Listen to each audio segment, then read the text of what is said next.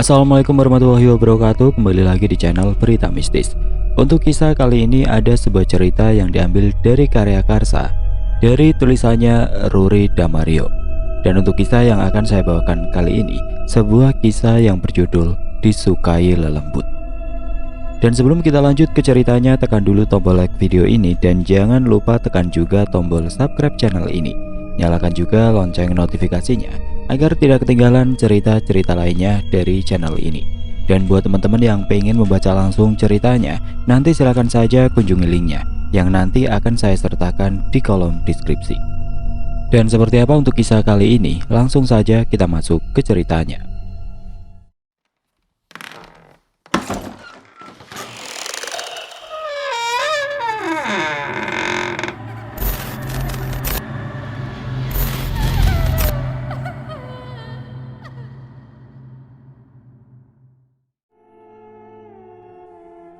Tahun 1988 menjadi tahun terberat dalam kehidupan Sartika Mida di usianya yang baru menginjak 15 tahun.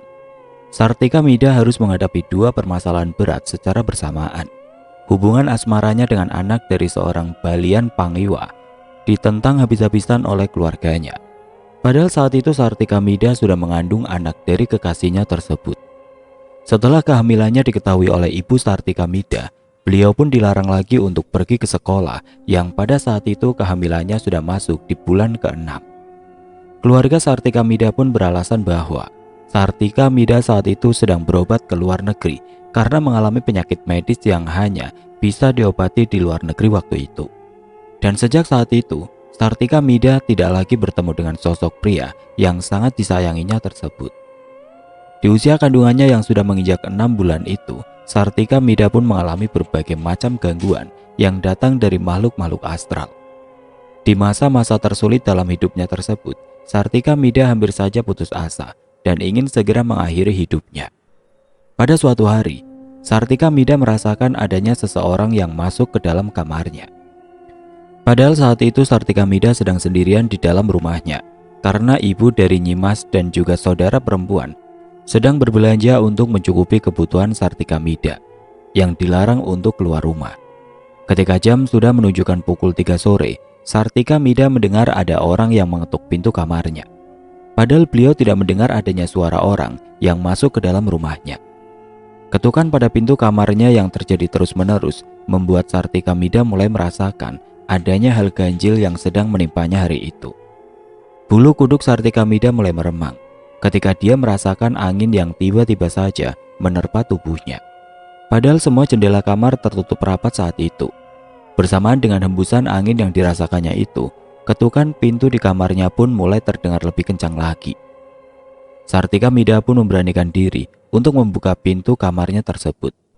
Walau tubuhnya mulai gemetar karena ketakutan, tapi Sartika Mida tidak punya pilihan lain karena dia juga merasa sangat terganggu dengan suara ketukan pintu yang terdengar makin kencang. Jantung Sartika Mida berdetak sangat keras ketika dengan perlahan Sartika Mida mulai membuka pintu kamarnya.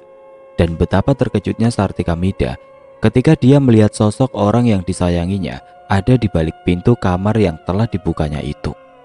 Tapi anehnya posisi pria yang terlihat seperti pria yang sangat disayanginya itu sedang memunggunginya dan menghadap ke arah depan, sehingga Sartika Mida hanya melihat bagian belakang dari sosok pria tersebut. "Aku akan mengambil bayi yang ada di dalam kandunganmu itu. Walaupun kau dilarang untuk aku miliki, tapi bayi itu sangat berhak untuk aku miliki," ucap sosok lelaki misterius yang perlahan menghilang dari pandangan mata Sartika Mida. Tubuh Sartika Mida masih gemetar. Pandangan matanya kosong dan mulai terbayang-bayang dengan sosok yang tadi datang menemuinya. Ibu dan saudara perempuannya yang baru saja pulang sempat dikagetkan dengan kondisi Sartika Mida yang terlihat seperti orang sakit. "Wajahmu pucat sekali, Mida," seru sang ibu ketika mendapati Sartika Mida masih berdiri dengan tatapan kosong di depan pintu kamarnya. Sartika Mida hanya terdiam dengan posisi yang sama, dan hal itu pun tentu membuat ibu dan saudara perempuannya merasa sangat khawatir. "Apa yang telah terjadi padamu, Mida?" tanya saudara perempuan Sartika Mida yang bernama Devika. Ada sosok makhluk gaib yang datang menemuiku. Dia ingin mengambil bayi yang ada di dalam kandunganku," Jawab Sartika Mida pelan dan masih dengan tatapan mata yang kosong. Kita harus mencari seorang balian, Bu, ujar Devika kepada ibunya yang langsung dianggukkan oleh sang ibu. Aku takut, Kak. Jangan tinggalkan aku sendirian di sini, ujar Sartika Mida yang perlahan mulai menangis. Kamu jaga adikmu, Dev. Biar ibu yang menemui Balian Wayan, seru sang ibu yang langsung beranjak pergi. Balian adalah sebutan untuk orang sakti atau dukun yang sering membantu orang-orang dalam menghadapi berbagai macam persoalan dan juga penyakit. Kebetulan sekali pada saat itu, ibu dari Sartika Mida mengenal dengan seorang Balian yang bernama Iwayan, atau lebih dikenal dengan sebutan Balian Wayan. Pada malam harinya, Balian Wayan pun datang untuk memeriksa keadaan Sartika Mida. Setelah beberapa lama bermeditasi, Balian Wayan akhirnya dapat mengetahui apa yang terjadi dengan Sartika Mida. Bayi yang ada di dalam kandungan Mida sudah ditandai oleh sosok Ratu Siluman yang menguasai ilmu-ilmu hitam tingkat tinggi. Makhluk tersebut seperti Rangda yang menjadi sekutu dari seseorang yang sangat membenci keluarga ini, ujar Balian Wayan menjelaskan. Jika Mida kuat dalam menghadapi semua ini, maka Mida dan anaknya akan selamat. Tapi jika tidak, maka salah satu dari mereka akan diambil sosok makhluk gaib dengan wujud yang sangat menyeramkan itu. Ibu Balian Wayan lagi sambil memasang beberapa benda sebagai penangkal datangnya makhluk-makhluk jahat yang pasti akan dikirim oleh Balian Pangiwa, yang merupakan ayah dari pria yang menjadi kekasih Sartika Mida. Aku akan berusaha untuk menemui Balian Pangiwa itu dan memintanya untuk berhenti meneror keluarga ini, seru Balian Wayan yang sudah selesai melakukan tugasnya. Balian Pangiwa adalah sosok orang sakti atau dukun yang menganut ilmu hitam. Jika Balian Wayan adalah seorang balian yang sering menolong menyembuhkan penyakit-penyakit yang disebabkan oleh makhluk halus, maka Balian Pangiwa adalah kebalikan dari Balian Wayan. Balian Pangiwa memang diminta seseorang untuk menyakiti orang lain, atau bisa disebut dengan dukun santet, dan sepertinya akan terjadi pertempuran gaib antara kedua balian tersebut. Ketika malam semakin larut, Sartika Mida dan ibunya yang tidur dalam satu kamar merasakan rumah yang mereka tempati bergoyang hebat, seperti sedang terjadi gempa. Karena merasa sangat panik, Sartika Mida dan ibunya pun bersembunyi di meja yang terdapat di dalam kamar Sartika Mida. Buah-buahan sesaji yang berada di atas meja pun berjatuhan ke bawah akibat getaran yang sangat hebat waktu itu. Setelah rumah yang mereka tempati berhenti bergetar, ibu Sartika Mida pun mulai memeriksa keadaan sekitar, dan hal aneh pun terjadi di rumah mereka saat itu. Di dalam kamar Sartika Mida, benda-benda yang ada di dinding kamar pun berjatuhan, dan tidak ada satu benda pun yang tersisa di dinding kamar tersebut, termasuk benda-benda yang tadi dipasang oleh Balian Wayan. Semua berjatuhan ke lantai kamar. Tapi di ruangan lain terlihat aman dan seperti tidak terjadi apa-apa. Devika yang terbangun karena mendengar kegaduhan di kamar adiknya pun menjadi bingung dibuatnya. Awalnya Devika berpikir jika adiknya mengamuk. Tapi setelah sang ibu menjelaskan, barulah Devika tahu apa yang sebenarnya terjadi. Malam ini akan menjadi malam yang panjang dan menakutkan bagi kita. Persiapkan diri kalian, ujar sang ibu yang berjalan ke arah kamarnya untuk mengambil sesuatu. Melihat kondisi kamar Sartika Mida saat itu, Devika pun teringat apa yang tadi dikatakan oleh Balian Wayan. Beliau berpesan supaya benda-benda yang dipasangnya di dalam kamar adiknya itu tidak disentuh dan tidak boleh jatuh ke bawah. Karena kekuatan magis benda yang berfungsi untuk pagar gaib itu akan hilang jika disentuh oleh tangan seseorang, ataupun jika benda tersebut jatuh ke lantai. Devi, sekarang kembalilah ke kamarmu, perintah sang ibu yang tiba-tiba saja muncul di balik pintu kamar Sartika Mida. Devika sebenarnya merasa curiga dengan ibunya yang terlihat agak berbeda di mata Devika. Tapi karena Devika enggan untuk berdebat di dalam situasi seperti ini, maka Devika pun langsung menuruti perintah ibunya dengan langsung kembali ke dalam kamarnya. Setelah Devika masuk ke dalam kamarnya dan akan menutup pintu kamar tersebut, Devika dikejutkan oleh suara Sartika Mida yang menjerit ketakutan. Devika pun berlari kembali ke arah kamar Sartika Mida dan dengan sekuat tenaga berusaha membuka pintu kamar yang baru beberapa saat lalu ditinggalkannya. Ketika pintu kamar Sartika Mida berhasil dibuka oleh Devika, dia pun dibuat sangat terkejut waktu itu. Karena saat ini Kamar adiknya tersebut telah kosong, tanpa seorang pun di sana. Kecurigaan Devika tadi sebenarnya sudah tepat, karena pada saat Devika melihat sosok ibunya, dia merasa ada energi hitam yang membuatnya merinding. Dan juga wajah sang ibu terlihat pucat, serta gigi-gigi sang ibu pun terlihat agak lebih panjang dan tajam. Belum hilang rasa keterkejutannya, kini Devika harus merasakan ketakutan yang belum pernah dirasakannya sebelumnya. Tiba-tiba saja tubuh Devika terpelanting ke arah belakang dengan kencang, seperti ada seseorang yang mendorongnya dari arah depan. Dan ketika Devika yang sempat kehilangan kesadarannya untuk beberapa detik, kembali membuka mata. Tubuhnya terasa kaku dan tidak dapat digerakkan ketika di hadapannya kini muncul sosok makhluk gaib dengan rambut panjang putih menjuntai hingga ke lantai. Lidahnya menjulur panjang hingga sampai ke lututnya, dengan taring panjang dan gigi panjang serta darah yang berlumuran di wajahnya. Makhluk menyeramkan itu perlahan mendekat ke arah Devika yang matanya pun tidak dapat dipejamkan saat itu. Devika seperti dipaksa untuk melihat sosok yang sangat menyeramkan yang sepertinya adalah sosok perempuan juga. Lidah yang menjulur panjang dari makhluk tersebut mulai menyentuh kedua kaki dari Devika. Sementara rambutnya yang kian memanjang seolah bergerak dan mulai melilit tubuhnya. Wajah yang sangat menyeramkan tersebut kini hanya berjarak 1 meter dari wajah Devika. Sosok perempuan tua dengan kulit wajah pucat dan gigi tajam itu terus mendekat ke wajah Devika. Tapi langkah makhluk menyeramkan itu harus terhenti oleh sesuatu yang ada di tubuh Devika.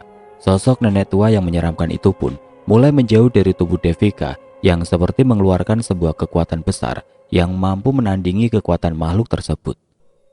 Tapi semua di luar dugaan Devika. Tubuh Devika mulai melayang ke atas, seolah-olah ada sesuatu yang mengangkat tubuhnya. Dan ketika Devika sudah berada di atas lantai, tubuhnya pun terhempas ke dinding ruang tamu dan membentur keras ke arah kursi tamu. Devika pun mulai merintih kesakitan karena benturan keras tadi menyisakan sakit yang luar biasa di bagian punggungnya. Penderitaan Devika malam itu tidak berhenti sampai di situ saja. Belum hilang rasa sakit di bagian punggungnya, kini Devika harus merasakan perih di bagian lehernya ketika sosok perempuan tua tadi mencekik leher Devika dengan kuku-kuku tajamnya.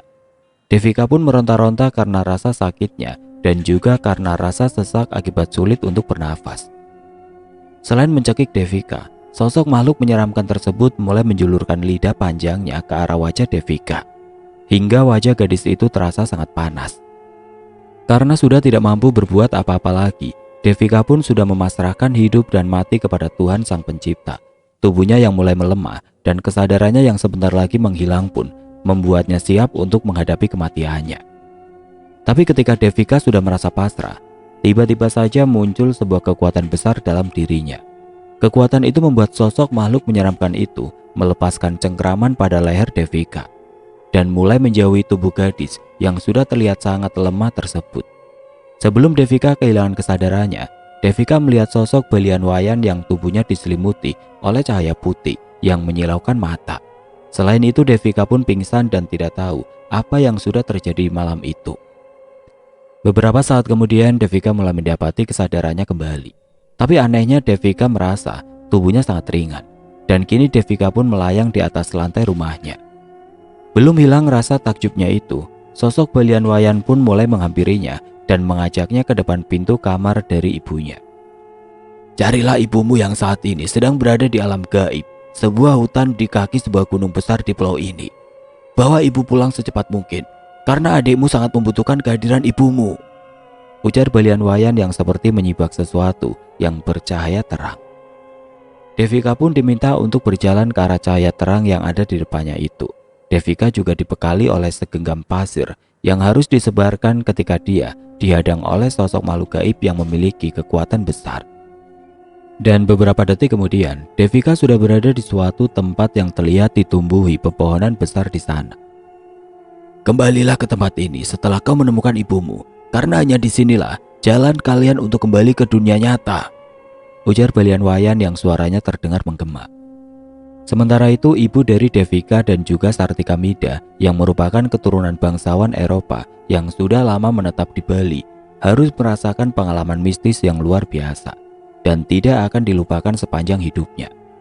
Perempuan yang bernama Rosa itu sangat terkejut ketika dia yang bermaksud mengambil benda pemberian Balian Wayan yang ditaruh di dalam kamarnya harus berpindah tempat dengan sangat cepat ketika dia sudah menutup pintu kamarnya dengan rapat. Ibu Rosa pun berada di sebuah hutan rimba setelah dia melepas gagang pintu kamarnya. Dan ketika Ibu Rosa mencari kembali pintu tersebut, yang didapatinya hanyalah sebuah dinding batu berlumut yang di bagian atasnya terdapat semak belukar. Kondisi tempat Ibu Rosita berada saat ini seperti di waktu senja. Matahari tidak terlihat dan langit pun mulai menjadi gelap, tapi keadaan di sekitar masih dapat dilihat dengan jelas. Yakin akan adanya hal gaib yang sedang menimpanya saat ini, Ibu Rosa pun mulai melangkah pergi dari tempatnya untuk mencari jalan kembali ke rumahnya. Di tengah perjalanannya menyusuri hutan tersebut, Ibu Rosa mulai merasakan kehadiran dari sosok lain di sekitarnya. Kelebatan-kelebatan bayangan pun mulai dilihatnya dan mulai membuatnya ketakutan. Berada di hutan antah beranta yang belum pernah dilihat sebelumnya sempat membuat Ibu Rosa putus asa. Tapi dengan tekad untuk kembali menemui kedua anaknya, Ibu Rosa pun memilih mencari jalan keluar. Walaupun harapannya sangat-sangat tipis untuk dapat keluar dari tempat tersebut. Suara-suara yang berbisik di telinganya pun mulai terdengar, seolah memberitahu arah yang harus ditempuh oleh Ibu Rosa. Tapi logikanya menentang hatinya untuk mengikuti bisikan-bisikan yang terus didengarnya. Ibu Rosa yang lebih percaya dengan suara-suara yang terus didengarnya pun hampir saja masuk ke dalam jurang yang dalam yang ditumbuhi semak belukar. Beruntungnya tangan Ibu Rosa masih dapat meraih batang pohon kecil yang ada di dekatnya. Jurang menganga yang tadi tidak terlihat oleh Ibu Rosa pun hampir saja membuatnya lebih sengsara lagi. Tapi langkah terakhirnya dapat terhenti oleh sebuah keinginan yang kuat yang meminta Ibu Rosa untuk berhenti. Dalam hatinya, Ibu Rosa pun memaki suara-suara yang tadi menuntunnya ke sebuah arah. Hal itu pun membuat suara itu kini terdengar menggema dari arah atas. "Matilah dengan tenang di tempat ini dan kau akan menjadi penguasa di sini," ujar suara yang terdengar menggema itu. Ibu Rosa yang sudah belajar banyak tentang hal-hal gaib yang ada di Pulau Dewata tersebut hanya tersenyum menanggapi suara sosok laki-laki yang terdengar berat dan besar itu. Ibu Rosa pun hanya terdiam dan berjalan sangat hati-hati untuk menjauhi jurang yang ada di depannya itu. "Ternyata kau sangat keras kepala sekali, orang asing," ujar sosok suara yang masih terdengar menggema di atas pepohonan yang sangat besar itu. "Aku tahu siapa kau yang sebenarnya, Pangiwa. Kau tidak akan pernah mendapatkan apa yang kau mau. Kau tidak akan pernah mendapatkan aku, anakku, dan juga anak yang ada di dalam kandungan Mida," ujar Ibu Rosa dengan suara yang sangat lantang. "Kita lihat saja, orang asing. Kau tidak tahu apa-apa tentang semua ini," sahut sosok tanpa rupa tersebut. Ibu Rosa pun mulai berjalan kembali setelah dia dapat menjauhi jurang yang hampir saja menguburnya. Dan belum lama Ibu Rosa kembali berjalan, langit pun mulai menghitam karena mendung yang sangat pekat mulai menutupi hutan yang ditumbuhi pepohonan besar tersebut. Walau tidak tahu arah mana yang harus ditempuhnya, tapi Ibu Rosa memiliki keyakinan akan arah yang harus dituju. Keyakinan tersebut mulai dikuatkan dalam hatinya agar tidak ada lagi sosok makhluk gaib yang mampu menggoyahkannya. Keberanian yang mulai membesar pun seketika itu juga runtuh ketika langkah Ibu Rosa dihadang oleh sosok makhluk menyeramkan. Makhluk bertubuh besar dengan gigi-gigi tajam dan taring yang panjang pun terlihat menyeringai ke arah Ibu Rosa. Sosok makhluk gaib yang melayang di atas tanah itu sangatlah besar dengan lidah panjang yang terus menjulur ke bawah dan meneteskan air liur dari mulutnya melalui gigi-gigi tajamnya. Suara tawa dari makhluk menyeramkan itu sungguh membuat rasa takut yang besar menghancurkan keberanian yang tadi sudah didapatkan Ibu Rosa. Suara tawa yang menggelegar itu membuat telinga Ibu Rosa terasa sakit dan mulai membuatnya kehilangan kesadaran. Dengan sekuat tenaga, Ibu Rosa bergerak menjauhi sosok makhluk menyeramkan yang belum pernah dilihatnya dimanapun. Bahkan untuk membayangkan sosok tersebut saja, rasanya Ibu Rosa tidak memiliki keberanian. Secara perlahan, Ibu Rosa pun berhasil menjauh dari sosok yang sangat mengerikan tersebut. Dan kini Ibu Rosa memilih bersembunyi di balik batu hitam yang sebelumnya telah dilewatinya. Baru saja degup jantung Ibu Rosa mulai teratur kembali. Kini dia pun dikejutkan dengan kemunculan sosok perempuan tua berambut panjang yang menggunakan pakaian hitam. Sosok yang sama mengerikannya dengan sosok yang tadi dilihatnya itu mulai menyeret kaki Ibu Rosa dan membuatnya merasa sangat kesakitan. Perempuan tua itu juga memamerkan taring panjang di sudut mulutnya dan kini Kedua mata perempuan tua itu terlihat menghitam sepenuhnya. Tangan keriput perempuan itu lalu meraih kembali tubuh Ibu Rosa dan kini mulai mencekik lehernya dengan kuku-kuku hitam yang panjang yang perlahan menusuk kulitnya. Ibu Rosa pun meronta-ronta dan berusaha untuk melepaskan diri dari cekikan tangan perempuan tua itu yang memiliki tenaga sangatlah besar. Ibu Rosa mulai teringat akan keadaan Sartika Mida yang saat ini mungkin sedang membutuhkan dirinya. Ingatan akan keadaan anaknya itu membuat Ibu Rosa mendapatkan kekuatan untuk melepaskan diri dari kekuatan makhluk gaib yang ada di hadapannya. Ibu Rosa pun membaca doa-doa yang diajarkan oleh seorang resi. Ketika dulu Ibu Rosa mulai tertarik untuk mempelajari budaya dan mistis di Pulau Dewata tersebut. Resi tersebut mengajarkan banyak hal kepada Ibu Rosa, dan salah satunya adalah doa-doa yang dapat mengusir makhluk-makhluk gaib dari aliran hitam. Tubuh Ibu Rosa pun dihempaskan oleh sosok perempuan tua yang tadi mencekiknya. Tangan kurus dari perempuan tua terlihat gemetar dan mulai mengepulkan asap. Sepertinya kekuatan dari doa yang tadi dibacakan oleh Ibu Rosa mampu melawan kekuatan jahat dari sosok makhluk yang berwujud perempuan tua itu.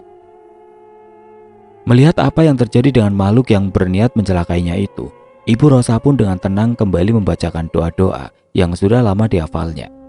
Karena doa-doa tersebut, tubuh perempuan tua itu pun mulai diselimuti asap hitam dan membuat perempuan tua itu menjerit kesakitan sebelum tubuhnya lenyap bersama asap hitam yang semakin menebal. Tapi perjuangan Ibu Rosa belumlah usai. Kini sosok makhluk bertubuh besar tanpa kaki yang tadi menghadangnya perlahan mulai mendekatinya kembali. Ibu Rosa pun terlihat sangat tenang dan terus berdoa sambil menunggu sosok yang menyeramkan itu mendekat. Kau sudah menyia-nyiakan kesempatan baik yang aku berikan. Sekarang kau harus mati di sini dan akan aku pastikan kedua anakmu akan menyusulmu kemudian, ujar sosok yang kini bertambah besar itu. Lebih baik aku mati daripada aku harus menjadi budak makhluk jahat sepertimu. Sambil terus membacakan doa-doa yang tadi berhasil membuat sosok perempuan tua itu pergi, Ibu Rosa pun terus menatap tajam ke arah sosok bertaring panjang itu. Sepertinya rasa takut Ibu Rosa kini telah pergi, dan tekadnya juga sangat kuat untuk dapat kembali ke dunianya. Tapi sepertinya sosok makhluk gaib tersebut memiliki kekuatan yang besar, hingga dia dapat melawan kekuatan dari doa-doa yang terus dibacakan oleh Ibu Rosa. Tapi beruntungnya Devika datang di waktu yang tepat. Ketika sedikit lagi sosok makhluk gaib itu dapat menyentuh ibunya, Devika pun langsung menabur pasir yang sedari tadi digenggamnya ke arah makhluk menyeramkan itu. Seketika itu juga sosok makhluk yang bertubuh besar itu menggeliat dan bertambah murka. Tapi kekuatan dari pasir pemberian Balian Wayan sangatlah besar, hingga dapat melumpuhkan makhluk penguasa hutan gaib tempat Ibu Rosa dan Devika berada saat itu. Setelah sosok gaib itu pergi, Devika pun segera mengajak ibunya untuk pergi meninggalkan tempat itu dan kembali ke jalan yang sebelumnya telah dilaluinya. Devika yang sangat berhati-hati dalam melangkah itu harus dapat memastikan bahwa arah tujuannya sudah benar. Dia tidak ingin tersesat lebih lama lagi di dalam hutan yang belum pernah dikunjunginya sebelumnya. Setelah beberapa lama berjalan, Devika pun mulai melihat cahaya yang tadi mengantarkannya ke tempat itu. Dengan cepat Devika pun meraih tangan ibunya dan mengajaknya berlari ke arah cahaya itu berada. Tanpa pikir panjang lagi, Devika dan Ibu Rosa pun segera berjalan masuk ke dalam cahaya itu. Dan tiba-tiba saja, tubuh Devika dan Ibu Rosa sudah berada di dalam ruang tamu rumahnya. Sosok Balian Wayan pun sepertinya sudah menunggu kedatangan Devika dan Ibu Rosa. Tidak menunggu lebih lama lagi, Balian Wayan pun meminta Ibu Rosa dan Devi untuk segera masuk ke dalam kamar Sartika Mida. Di dalam kamarnya, Sartika Mida terbaring dan merintih kesakitan. Dia mengeluhkan sakit di bagian bawah perutnya yang kini menjalar hingga ke bagian belakang tubuhnya. Putrimu akan melahirkan malam ini. Bantulah dia. Aku akan menjaga kalian di luar kamar, ujar Balian Wayan yang membuat Ibu Rosa dan Devika sangat terkejut. Ibu Rosa pun mulai menenangkan diri dan meminta Devika untuk mengambil obat-obatan yang ada di kotak penyimpanan. Sementara itu Ibu Rosa mulai mempersiapkan alat yang dibutuhkan untuk membantu persalinan Sartika Mida. Tubuh Sartika Mida pun tiba-tiba merasa panas. Keringat mengucur deras membasahi tubuhnya karena rasa sakit yang saat itu dirasakannya sudah berada pada puncaknya. Walaupun merasa tidak tega dengan rintihan yang keluar dari bibir anaknya, Ibu Rosa tetap fokus untuk dapat membantu persalinan tersebut. Sementara Devika terus menyemangati adiknya sambil mengusap keringat yang terus bercucuran. Kamu kuat Mida, jangan menyerah, bisik Devika pada Sartika Mida. Dengan peralatan seadanya, Ibu Rosa pun mulai melihat kepala kecil yang sudah ditumbuhi rambut mulai berangsur keluar. Dengan sekuat tenaga dan juga mempertaruhkan nyawanya, Sartika Mida terus berusaha untuk melahirkan seorang anak yang sebenarnya belum saatnya lahir ke dunia ini. Tapi Tuhan punya kehendak lain. Bayi yang dikandung Sartika Mida pun harus lahir di usianya yang baru menginjak 6 bulan. Dan proses kelahirannya tersebut hanya dibantu oleh ibu dan saudara perempuannya. Karena pada saat itu sudah tidak mungkin lagi bagi Ibu Rosa untuk membawa Nyimas Mida ke rumah sakit. Setelah lama berjuang keras menghadapi rasa sakit yang belum pernah dirasakannya, Sartika Mida pun dapat melahirkan seorang bayi laki-laki walau kondisinya prematur.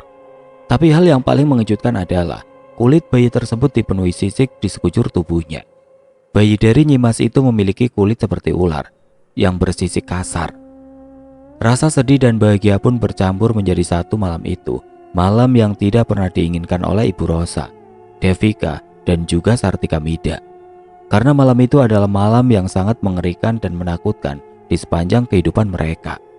Sartika Mida yang sempat merasa kecewa dengan kondisi tubuh dari bayi yang baru saja dilahirkannya itu, menangis sedih meratapi nasibnya.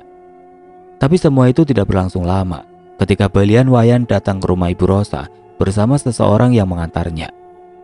Setelah merasa aman, sosok gaib Balian Wayan yang tadi membantu Devika dan Ibu Rosa serta Sartika Mida pun kembali ke dalam tubuhnya dan segera mendatangi rumah Ibu Rosa.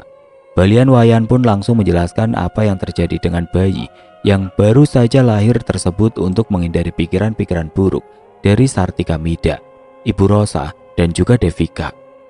Sisik yang ada di sekujur tubuh bayi ini bukan sebuah kutukan atau karma, tapi sisik ini adalah sebuah pelindung.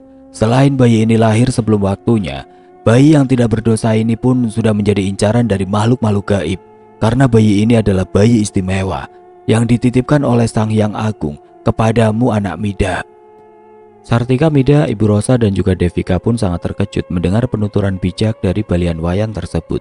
Sartika Mida pun menyesali prasangka buruknya terhadap tuhannya dan juga bayi yang ada di pelukannya saat itu. Setelah beberapa hari ke depan, sisik di sekujur tubuh bayi ini akan menghilang dan bayi ini akan menjadi anak yang istimewa nantinya, ujar Balian Wayan menjelaskan kembali.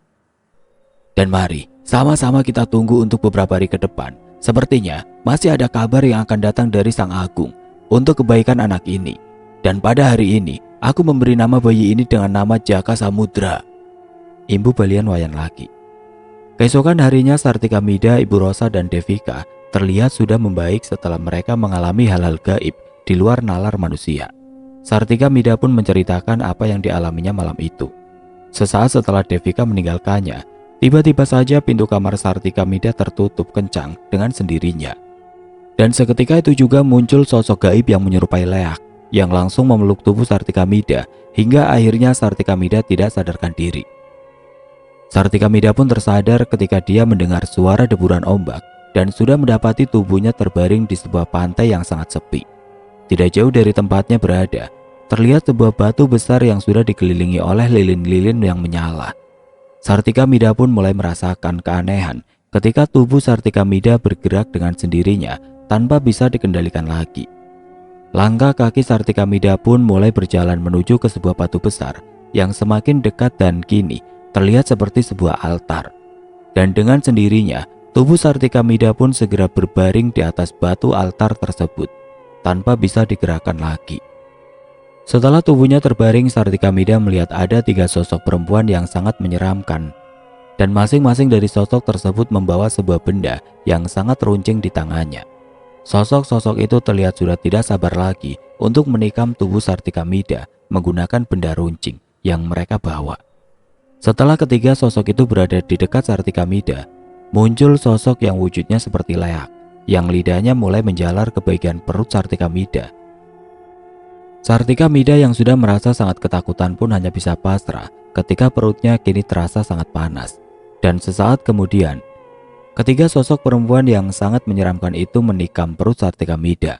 Tiba-tiba saja, Balian Wayan datang bersama sosok ular besar yang langsung menyerang sosok-sosok gaib yang sangat mengerikan itu. Sosok ular yang besar tersebut terlihat mulai melindungi tubuh Sartika Mida, hingga benda runcing yang dibawa oleh salah satu sosok perempuan tua itu tidak mampu menembus tubuh Sartika Mida. Setelah pertempuran gaib yang berlangsung cukup lama itu, Balian Wayan pun akhirnya dapat mengalahkan sosok-sosok gaib dari aliran hitam yang akan mengambil bayi yang ada di perut Sartika Mida.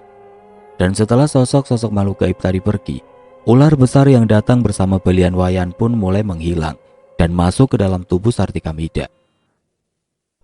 Sepertinya ular besar yang datang menyelamatkanku bersama Balian Wayan itu yang saat ini melindungi Jaka Samudra dengan sisik kerasnya, Bu, ucap Sartika Mida kepada ibunya. Sepertinya iya, Mida. Sepertinya Balian Wayan tidak ingin anakmu dikuasai oleh makhluk-makhluk jahat.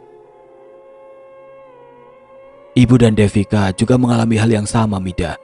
Bahkan Devika hampir mati karena dicekik oleh perempuan tua yang lidahnya menjulur panjang dengan taring dan giginya yang sangat tajam. Ibu Rosa menceritakan apa yang mereka alami malam itu. Maafkan aku, Bu. Ini semua salahku. Andai saja aku tidak lebih jauh berhubungan dengan anak Balian Pangiwa itu, sepertinya kita tidak akan mengalami kejadian di luar nalar ini, ujar Sartika Mida dengan wajah tertunduk. Semua sudah ditakdirkan oleh Tuhan yang agung, Mida.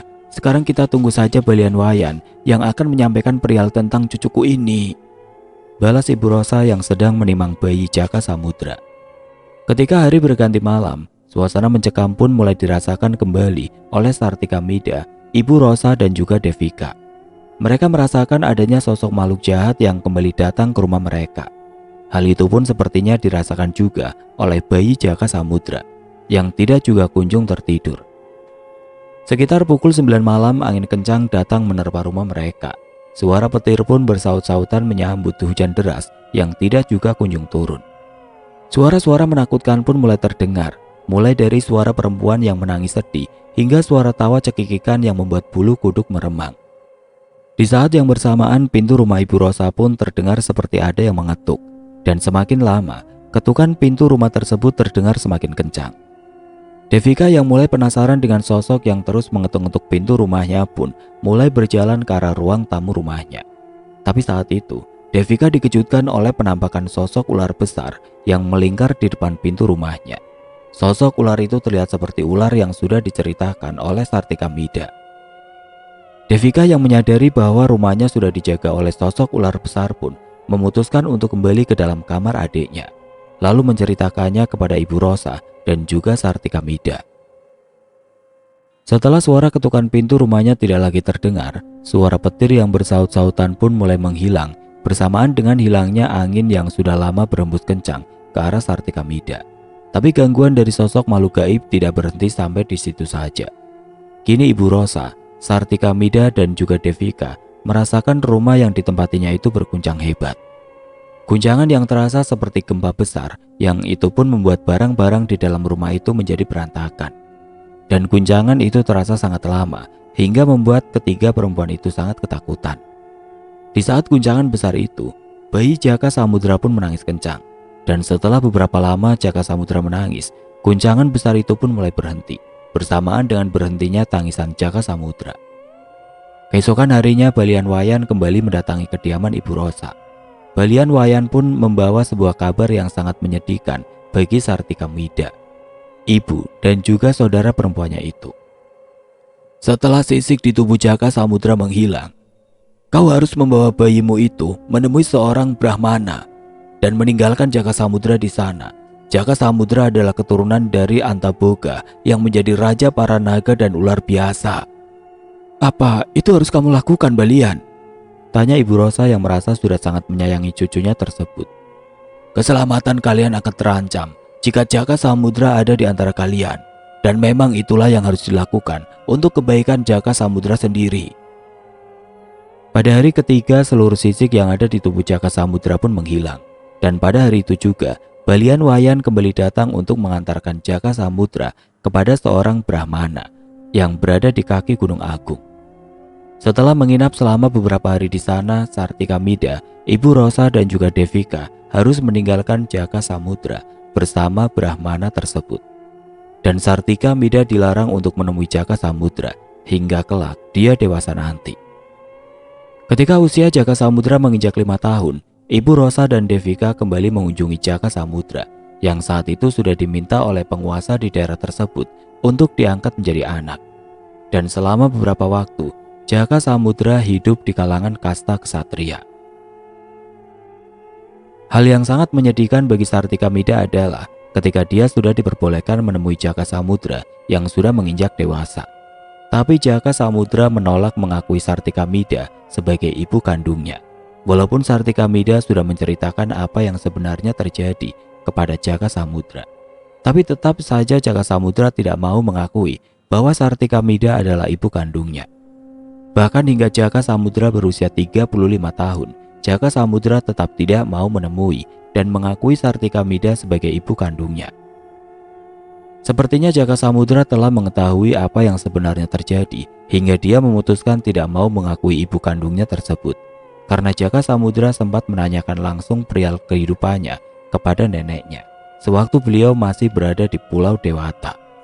Ibu Rosita pun menjelaskan kepada Jaka Samudra tentang apa yang diketahuinya, dan begitu juga dengan Jaka Samudra. Dia pun menceritakan kepada sang nenek kenapa dia tidak mau mengakui ibu kandungnya tersebut. Bukannya Jaka Samudra tidak mau mengakui ibu kandungnya, tapi itu semua dilakukannya untuk menjaga keselamatan ibunya dari ancaman sosok-sosok gaib yang sampai hari ini masih mengawasi keberadaan Jaka Samudra dan Sartika Mida. Para makhluk gaib tersebut tidak berani mengganggu Jaka Samudra yang sudah diakui anak dari seorang Brahmana Sakti. Para makhluk gaib itu juga tidak mungkin mengganggu Sartika Mida karena dia masih dilindungi sosok naga yang dulu ditukar oleh Brahmana Sakti tersebut ketika Sartika Mida menyerahkan Jaka Samudra kepadanya. Jadi jika Jaka Samudra kembali kepada ibunya, naga yang melindungi ibunya pun akan kembali kepada sang empunya, yaitu Brahmana Sakti yang dipercaya telah menjadi penjaga gaib di kaki Gunung Agung. Itulah alasan Jaka Samudra tidak mau mengakui Sartika Mida sebagai ibunya, karena dia takut akan kehilangan ibunya untuk selamanya. Sartika Mida pun menerima hal itu dengan lapang dada. Sebuah alasan yang sangat sulit diterima dengan akal sehat, tapi hal di luar akal sehat pun pernah dialami Sartika Mida dan keluarganya.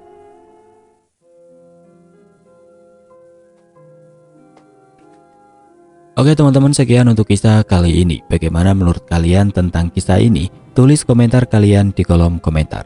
Dan buat teman-teman yang baru bergabung, jangan lupa untuk like, komen, share, serta subscribe channel ini.